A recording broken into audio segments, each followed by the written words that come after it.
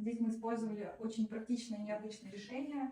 У нас встроенная сантехника фирмы Ремер, встроенная душевая система и потолочная лейка, продуманная система освещения, встроенными светильниками потолочными. Также мы используем здесь декоративные подвесы, очень красивые, прозрачные. В будущем здесь появится зеркало. Также дополнительным элементом мы использовали такой необычной формы полотенцесушитель, состоящий из 3 отдельных палочек. Данный полотенцесушитель выглядит очень необычно, неизбито и очень модно.